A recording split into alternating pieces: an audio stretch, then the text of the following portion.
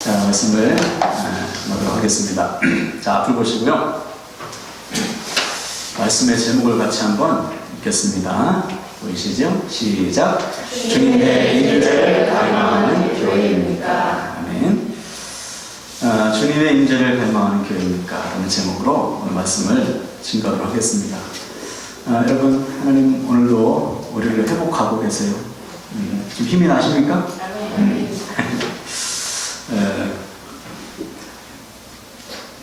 마치 자동차가 주유소에 들어가면 멈춰있던 자동차가 움직이듯이, 그렇죠? 힘이 없는 자들이 음식을 먹으면 힘이 나듯이 하나님은 오늘 한 사람 한 사람을 회복하고 치유하시고 마음을 새롭게 하시고 믿음을 뜨겁게 하시고 주를 향한 첫사랑과 열정을 회복하시는데요, 누가 이 은혜를 누릴 수 있을까? 갈망하는 사람. 우리 앞에 아무리 좋은 음식이 펼쳐져 있어도 내가 먹지 않으면 아무 소용이 없어요. 여러분, 갈급한 마음으로 주님을 찾으시기 바랍니다. 갈망하시고요, 주님께 은혜를 구하세요. 그러면 하나님은 반드시 우리에게 넘치는 은혜를 부어주실 줄로 믿습니다. 그 은혜 다 누리시기 바랍니다. 아멘. 한 주간을 좀 점검해 봅시다. 지난 주간을 잘 점검하면서, 여러분, 지난 주일에 우리는 내 속에서 능력으로 역사하시는 성령을 따라서 살자 그랬어요. 근데 이게 참 어렵죠, 여러분. 내 속에서 능력으로 역사하시는 성령을 따라 산다. 말은 쉽지만 이게 참 어려워요. 왜냐하면 성령만 역사하는 것이 아니라 내 육체의 정욕도 날마다 역사하거든요. 사도 바울이 이게 늘 고민이고 숙제고 싸움이었어요. 오라 나는 곤고한 자다. 내 안에서 하나님의 법과 육신의 법이 서로 싸운다. 육신의 생각은 어떻습니까? 내가 원하는 대로, 그렇죠? 하기 싫은 거 안 하고 하고 싶은 것만 하고, 이게 육신의 생각이거든요. 하나님의 생각과는 전혀 달라요. 근데 하나님의 생각은 어떻습니까? 내가 하기 싫어도 하라는 거예요.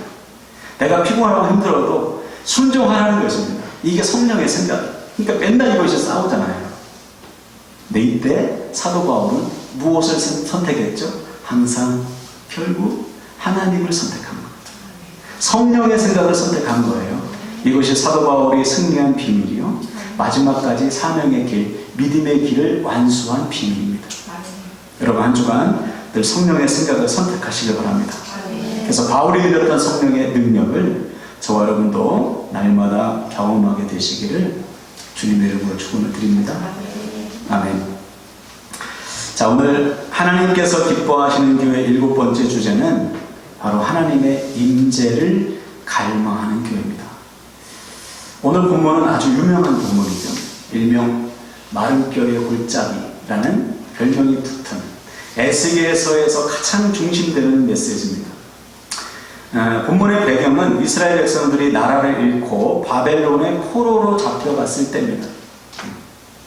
바벨론의 포로로 잡혀갔을 때, 요때 하나님께서 에스겔이라는 사람을 선지자로 세워서 그에게 말씀을 선포하게 하셨는데, 어느 날 에스겔이 기도하고 있는데 하나님이 환상을 보여주셨어요.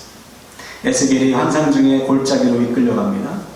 하나님께서 성령이 임하니까 에스겔이 환상을 딱 보여주는데, 골짜기는 어떻습니까, 여러분? 산과 산 사이의 골짜기 아니야? 거기에 보니까 마른 뼈들이 가득한 거예요. 주님께서 그 뼈를 보니까 다 바싹 말랐어. 완전히 백골 상태예요. 근데 주님께서 뭐라고 명령했어요? 뭐라고 질문했죠? 에스겔아, 이 뼈들이 능히 살겠느냐? 이 뼈들이 살아나겠느냐? 다시 부활하겠느냐? 아니, 좀 질문 같은 질문 하셔야지. 마른 뼈가 어떻게 살아요? 그렇죠? 죽었다가 살아난 사람 중에 우리가 잘 아는 나사로, 그렇죠? 죽은 지 좀 지나서 몸에서 썩은 냄새가 나요. 뭐 그 정도라면 좀 가능할 수도 있죠. 왜냐하면 형태가 있으니까. 그런데 마른 뼈는 아무것도 없잖아요. 불가능하지. 절대로 살아날 수 없는, 불가능 그 자체 아닙니까? 근데 물어보시는 거예요. 이 뼈가 살겠느냐? 우리 같으면 말 같지도 않은 질문하지 마세요 이럴 텐데, 에스겔은 뭐라고 했죠? 주 여호와여, 주께서 아시나이다. 에스겔의 생각은 가능성 0%. 그런데 이 말씀을 하신 분이 하나님이시기 때문에 에스겔은 하나님께서 아신다고 고백하는 거예요. 전능하신 하나님을 믿었기 때문에 안 됩니다, 불가능합니다 이렇게 말하지 않고 하나님이시면 가능합니다 이렇게 말한 것이죠. 그 고백을 보시고 하나님이 에스겔의 믿음을 보신 거예요. 그러고서는 뭐라고 명령하시는가? 마른 뼈를 향해 선포해라. 마른 뼈를 향해 선포해라. 뭐라고 선포합니까?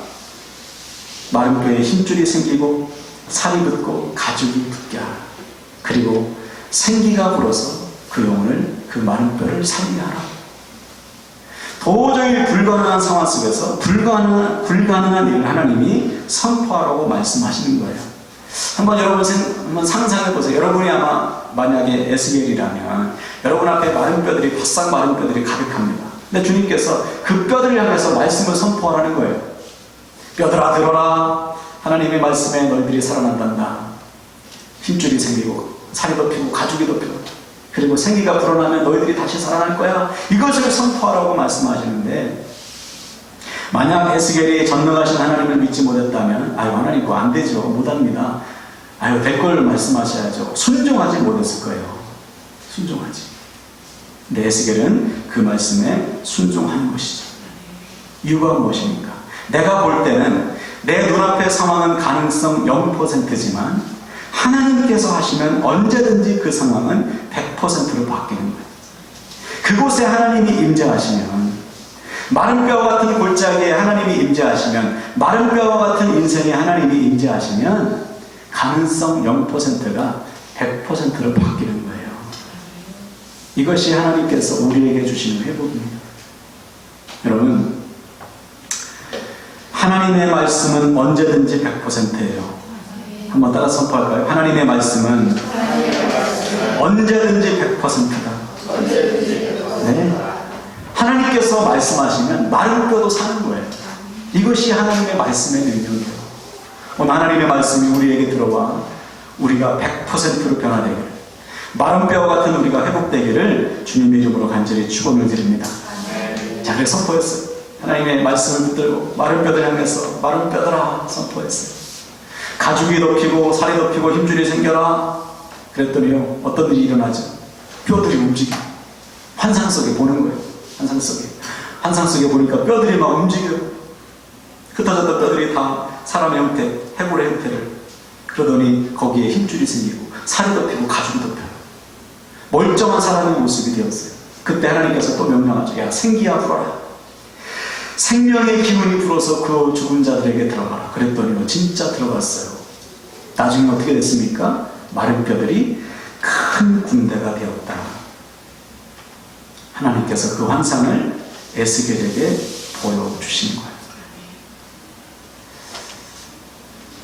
하나님께서 하시면 얼마든지 가능하다. 이 믿음이 있어야 우리는 어떠한 상황 속에서도 좌절하거나 절망하지 않아요. 마른 뼈가 가득한 골짜기에서도 말씀을 선포할 수가 있는 것이죠. 그럼 여기서 중요한 질문을 좀 할 수 있습니다. 왜 하나님은 에스겔에게 이 환상을 보여주셨을까? 왜 마른 뼈가 가득한 골짜기로 데려가셔서 그 마른 뼈가 살아나는 환상을 보여주셨을까? 그 이유가 11절에 나와 있습니다. 11절 잠깐 보세요. 또 내게 이르시되 인자야, 이 뼈들은 이스라엘 온 족속이라. 그들이 이르기를 우리의 뼈들이 말랐고 우리의 소망이 없어졌으니 우리는 다 멸절되었다 하느니라. 그렇죠? 에스겔이 본 골짜기의 뼈들은 누구냐? 그 당시의 이스라엘 백성들입니다. 그들의 영적인 상태예요.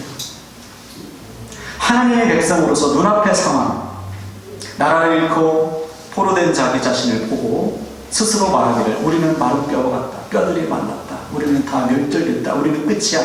소망이 없어. 우리는 가능성이 없다. 이렇게 말하는 거예요. 우리는 이제 끝났어. 그들이 스스로 눈앞의 상황에 완전히 지배당해가지고요, 우리는 끝났다는 거예요. 우리는 마른 뼈와 같다는 거죠. 우리는 가망성이 전혀 없다.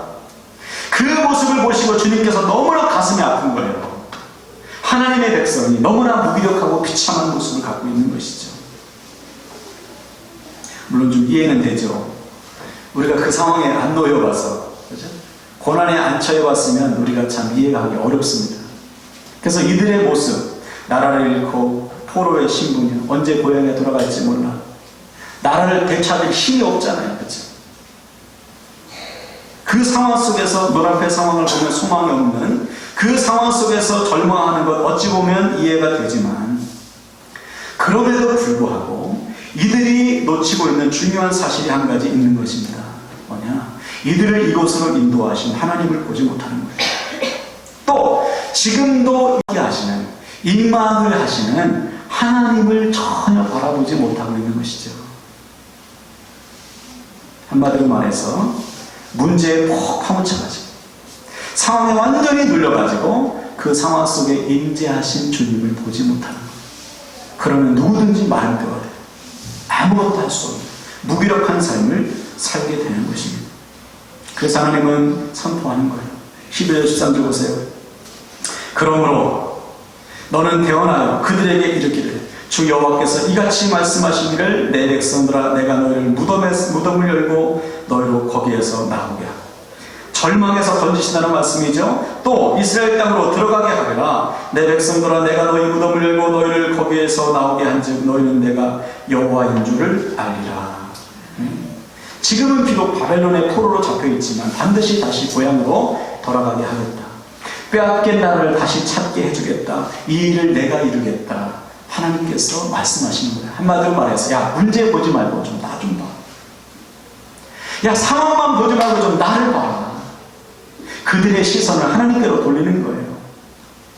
그들의 절망 가운데 있는 그들에게 하나님께서 지금 소망을 주시는 것입니다. 말씀을 선포하고 계시는 거예요. 왜? 말씀을 들어야 마른 뼈가 살아나니까. 그럼 여기서 또 질문할 수 있어요. 아, 하나님 돌이킨다면 뭐하러 지금 포로로 잡아왔어요? 다시 나라를 주시려면 뭐하러 나라를 뺏기겠습니까? 아예 고난은 처음부터 주시지 마시지. 그 이유가 14절에 나와 있습니다. 내가 또 내 영을 너희 속에 두어 너희가 살아나게 하고 내가 또 너희를 너희 고국 땅에 두리니 나 여호와가 이 일을 말하고 이른 줄을 너희가 알리라. 여호와의 말씀이니라. 따라합시다. 내 영을 너희 속에 두어 너희가 살아나게 하고 하는 거예요. 왜 하나님께서 그들에게 고난을 주셨는가? 그들의 영혼이 죽어 있어요. 그들의 영혼이 죽어 있습니다. 그들을 살리시기 위해서 그들에게 고난 주신 거예요. 영혼이 언제 삽니까? 하나님께 돌아와야 살지. 하나님을 붙들어야 살죠. 하나님께 코드를 꽂아야 살 것 아닙니까? 그런데 이스라엘 백성들은요, 하나님을 안 찾아요. 고난이 와도 고난만 보고 문제만 보지 하나님을 안 찾습니다. 오히려 눈에 보이는 애굽을 의지하지 않습니까? 그래서 마지막에 망한 거예요. 애굽을 의지하여서 망한 거예요. 하나님의 백성들이 하나님을 찾지 않고 상황에 눌리고 문제에 눌려서 바싹 마른 뼈같이 됐어요. 그래서 하나님은 그들에게 더 큰 고난을 주셔서 하나님을 찾으라는 거예요. 하나님께 돌아오라. 그러면 산다. 그 내세력의 선지자 시대에 볼 때 하나님이 보실 때 여전히 그들의 상태가 지금 바싹 마른 뼈와 같은 것이죠. 하나님의 백성으로서 어떠한 사명도 어떠한 선한 능력도 나타내지 못해 그저 눈앞의 상황만 보고 문제만 보고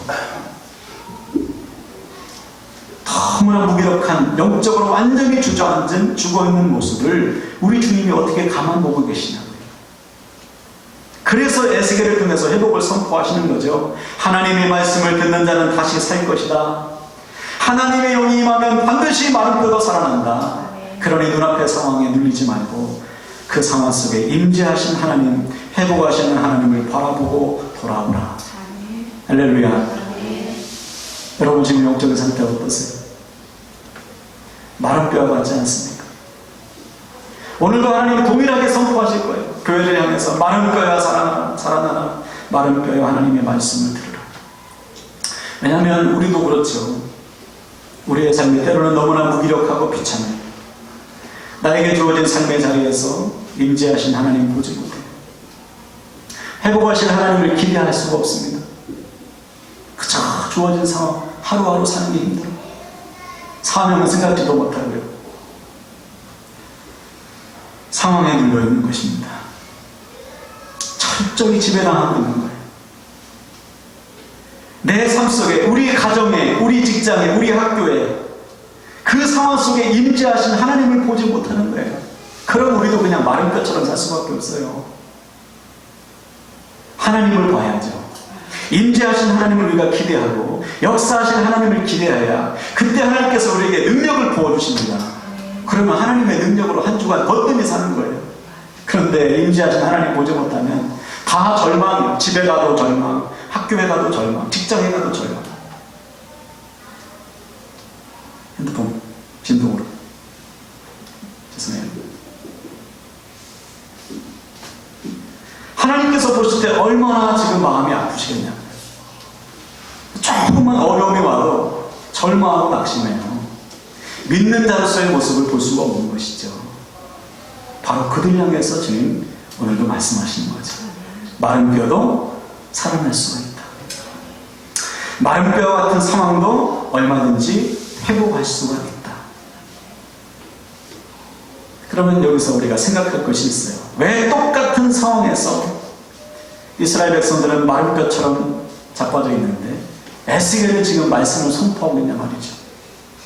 아니, 똑같은 상황 속에서 누구는 하나님을 기대하고 있는데 왜 누구는 절망하고 있냐 말이죠. 간단합니다. 무엇을 지금 보고 있느냐 이시죠. 에스겔은 하나님을 보고 있어요.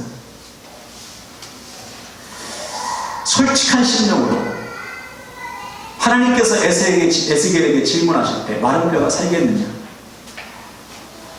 우리의 가정이 살겠느냐,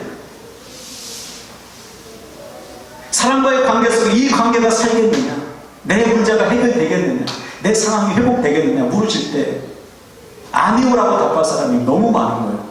믿음이 있어야지. 회복이 되겠느냐, 오늘날 한국교회가 다시 한번 부흥의 바람이 일어나겠느냐, 아니오라고 답할 사람이 무지 많습니다. 하나님을 보지 못하는 사람은 다 아니오라고 할 거예요. 순종 못할 겁니다. 그러나 하나님을 보는 자는 얼마든지 아멘하는 거죠. 마른 뼈를 보고 아멘하는 거예요. 참이십니까? 이 믿음이 우리에게 있어야 되는 것이죠. 여러분, 무엇을 보고 있습니까? 여러분 시선은 어디를 향하고 있습니까? 우리의 보는 눈이 어디를 향하고 있어요? 눈앞의 상황을 보고 절망합니까? 눈앞의 문제 보고 여러분 낙심합니까? 집에 가도 절망이고 학교에 가도 절망이고 직장에 가도 절망이세요? 절망할 이유를 적으라면 저도 A4 용지에 한 100장은 적을 수 있을 것 같아요. 절망할 이유를 적으라면. 그러나 그럼에도 불구하고 우리가 절망하지 말아야 되는 이유 오직 하나, 그 가운데 우리 하나님이 임재하고 계시기 때문에 마른 뼈와 같은 가능성이 전혀 없고 소망이 없는 그 상황도 반드시 하나님은 얼마든지 회복하실 수 있기 때문에 그 하나님의 임재를 바라보는 자라면 에스겔처럼 선포하는 것이죠. 그러므로 사랑하는 여러분, 상황 보고 절망하지 마시고요, 그 상황 속에 임재하실 하나님 기대하시길 바랍니다. 문제 보고 한숨 쉬지 마시고요, 그 문제를 통해 역사하실 하나님 바라보세요. 하나님 제발 상황 좀 바꿔주시고 문제 좀 해결해 주세요. 그렇게만 기도하지 마시고 그 문제와 상황 속에서 임재하신 하나님, 그 하나님의 뜻을 구하시고 순종하세요. 그때 진짜 회복과 그때 진짜 능력이 임하는 것이죠. 그 저를 따라 한번 선포할까요? 문제는 더 이상 문제가 아니다. 문제 없는 사람이 누가 있습니까? 근데 문제는 더 이상 문제가 아니에요. 한 가지 예를 들어서 이런 겁니다. 하와이에서 목회하시는 웨인 코데이로라는 목사님이 계세요. 이분은 이제 고등학교 강당을 빌려서 목회하시는 분인데 어느 날 학교 측에서 강당 보수 공사를 한다고 몇 달 좀 비워달라고 요청이 온 거예요. 그래서 부랴부랴 알아봤는데 마땅한 장소가 없어요. 그래서 하는 수 없이 야외에서 텐트 치고 무대를 설치해서 이제 예배를 드리기로 했습니다. 그래서 적당한 장소를 정해서 무대를 토요일날 설치를 다 했어요. 그런데 저녁부터 부슬부슬 비가 오는 거예요. 비가. 그래서 목사님이 기도해서 하나님, 내일은 하나님을 사랑하는 백성들이 이곳에서 예배하는 날이니까 비를 좀 그쳐주세요. 내일은 반짝 따뜻한 햇살을 우리에게 주세요. 간절히 기도했어요. 직분자들에게도 연락해서 같이 기도하자고. 그리고서 잠자리에 아주 담대한 마음으로 평안하게 잤는데요. 새벽에 빗소리에 깼어요. 창문을 두드리는 빗소리가 너무 세가지고 깼어요. 그리고서 하나님 앞에 기도, 하나님 이러시면 안 되죠. 지금 당장 하늘의 수도꼭지를 좀 잠궈주세요. 기도했는데, 금식하면서 아침도 굶고 기도했는데요. 비가 안 그쳐요. 시간이 돼가지고 이제 차를 타고 가려고 하는데 우산도 안 들고 갔어요. 우산 갖고 가면 비 오는 거 아닙니까?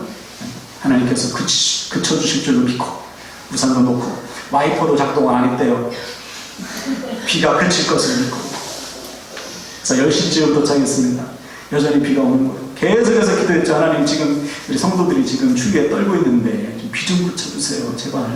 아니, 그 기도 하나 못 들어줍니까? 하나님의 영광을 위한 것인데. 11시가 됐어요. 성도들이 찬양하는데 목사님도 그 틈에 끼어서 찬양하는데 여전히 마음속에는 원망이 가득하죠. 하나님, 제발 비 좀 그쳐달라. 근데 그때 하나님의 음성이 들리는데 아주 단호하고 짧은 음성이었대요. 이렇게 말씀하셨습니다. 너는 나의 임재보다 비에만 신경을 쓰는구나. 그 음성을 듣는데요. 모든 것이 멈춘 듯 하나님의 말씀에 자기를 쪼개는 아주 강력한 마음의 찔림을 받았다는 것이죠. 너 지금 뭐 신경 쓰니? 너 지금 비 오는 거 이 상황과 문제에만 신경 쓰느라 내가 임재한 것을 잊고 있구나. 그때 회개가 터져 나왔어요. 그렇습니다. 하나님, 햇살이 쨍쨍한 듯 하나님께서 이곳에 임재하지 않으면 무슨 소용이 있습니까? 안락한 예배당에서 예배를 드린 듯 하나님께서 그곳에 임재하시지 않으면 무슨 소용이 있습니까? 하나님이 임재하시면 폭우가 쏟아지는 이 장소도 은혜의 장소가 된 줄 믿습니다. 그때부터 이제 비는 더 이상 문제가 아니에요. 오직 임재하신 하나님을 바라보니까 문제가 아닌 거예요. 여러분, 임재하신 하나님 보세요. 그러면 문제가 아니에요. 문제가 없는 인생이 있습니까? 고난 없는 가정이 있나요? 어려운 상황에 처하지 않은 기업과 직장이 있습니까? 그러나 그곳에 하나님이 임재하시면 문제는 더 이상 문제가 아닌 줄 믿습니다. 우리의 가정에 하나님께서 임재하시면 되는 거예요. 할렐루야.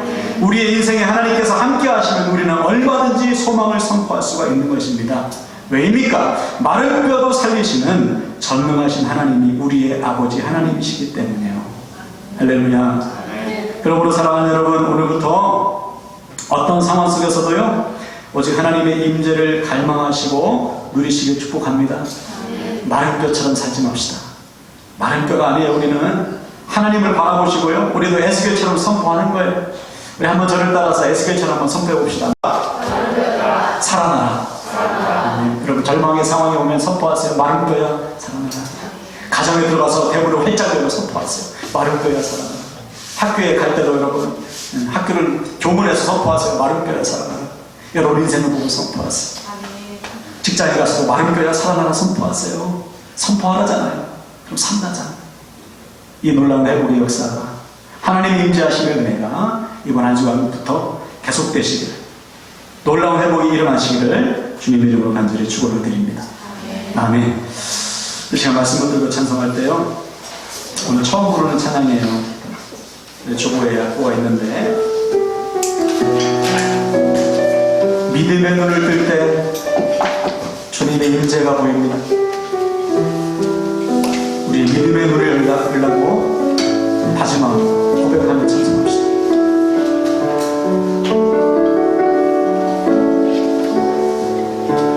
눈앞에 산이 보여 넘을 수 없는 벽에 두려움 쌓일 때 내 마음 깊은 곳